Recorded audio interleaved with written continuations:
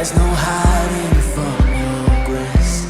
I can't deny your heart for mine, and it's unrelenting chase. I was on the edge of deception, caught up in my own hesitation, until your love took over me. Come on. So I let go and I let love show me life like it's supposed to be. An oasis, here awaits us, all the freedom I'll ever need. Now I'm alive. Oh la la, oh la la. When I let go, then I find love.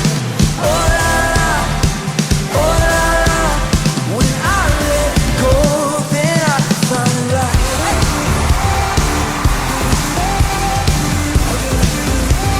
La la la la. When I let go, then I find life. The higher way is calling me to a life unlike before. The Father's heart is beckoning, and I can't resist no more. Lead me in the ways of devotion. I don't wanna get caught in the motions. My heart is only for you, Lord. Oh, hey. So I let go and I let love show me life like it's supposed to be. An oasis, here awaits us, all the freedom I'll ever need. Now I'm alive. Oh la la, oh la la. When I let go, then I find life. Oh la la, oh la la. When I let go, then I find life. Hey.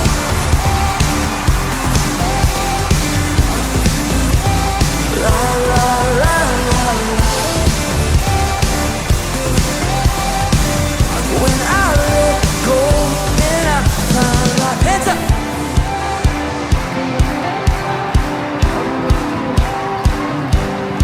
So I let go and I let love show me life like it's supposed to be. An oasis, here awaits us, all the freedom I'll ever need. Now I'm alive. Jump, jump, jump, jump, jump, jump, jump. When I let go, then I find life. Oh, hey. When I let go, then I find life.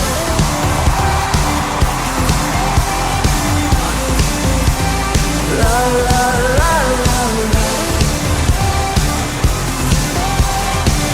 When I let go,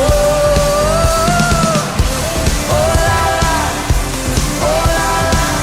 When I let go, then I find life. Oh la la, oh la la. When I let go, then I find life.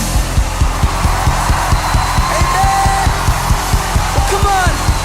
If you love Jesus, would you make some noise tonight? Give him praise. Hallelujah.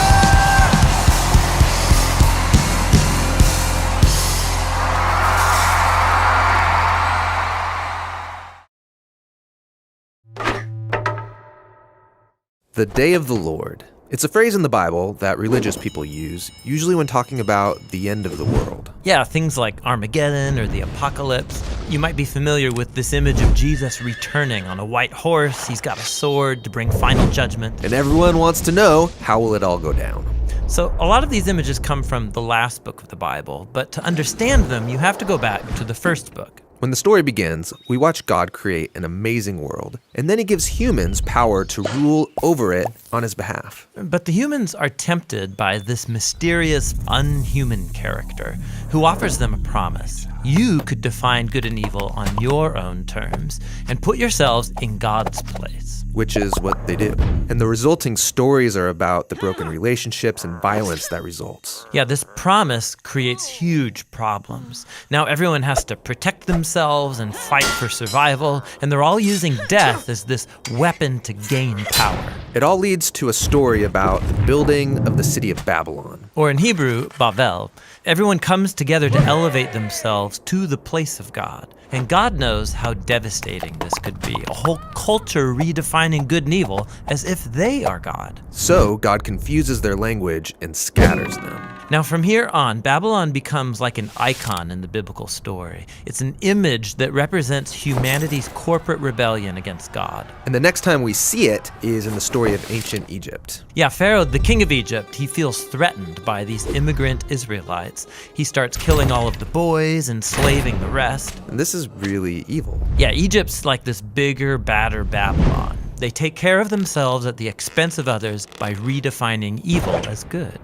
And so God turns Pharaoh's evil back on him. His pride drives him forward, and he's swallowed up by death. Now, after this great deliverance, the Israelites sing a song about how God is their warrior who liberated them from evil. And the Israelites referred to this moment as the day. The day they were rescued from a corrupt human system. And every year since then, the Israelites have celebrated the day of their liberation with this symbolic meal of a sacrificial lamb. It's called Passover. Eventually, Israel comes into its own land, have their own kings, and they face new enemies. So that past day of the Lord, celebrated every Passover, begins to generate hope that God will bring the day again to save Israel from new threats.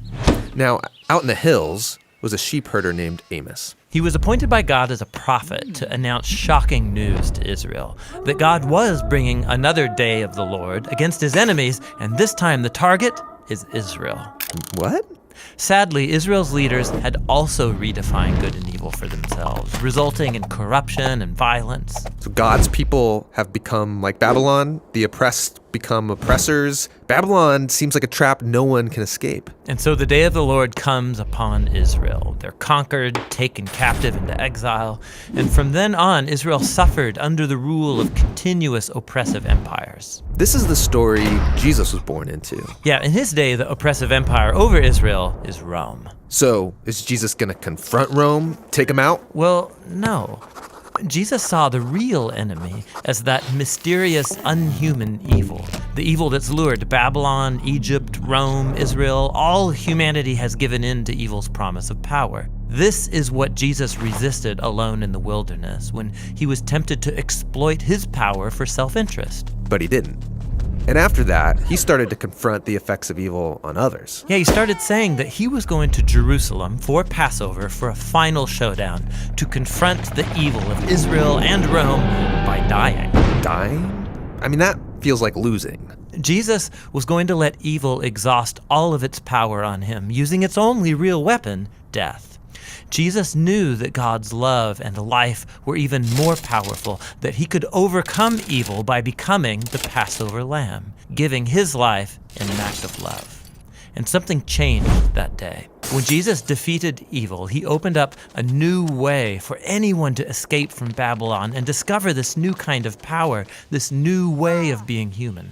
Okay, so something changed. But the power of evil is still alive and well, and we keep building new versions of Babylon. Right. And so the last book of the Bible, the Revelation, points to the future and final day of the Lord. It's when God's kingdom comes to confront Babylon the Great, this image of all the corrupt nations of the world. Yeah, this is it. Armageddon, final judgment. How is Jesus gonna finish off evil? Well, that's not how you'd expect.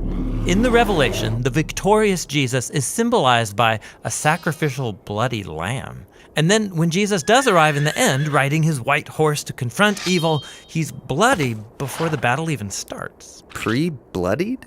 That's a strange image. Yeah, it's because Jesus isn't out for our blood. Rather, he overcame with his blood when he died for his enemies. And the sword is in his mouth. It's a symbol of Jesus' authority to define good and evil and hold us accountable when he brings final justice once and for all. And so, in the meantime, the day of the Lord is an invitation to resist the culture of Babylon. And it's a promise that God will one day free our world from corruption and bring about the new things that He has in store.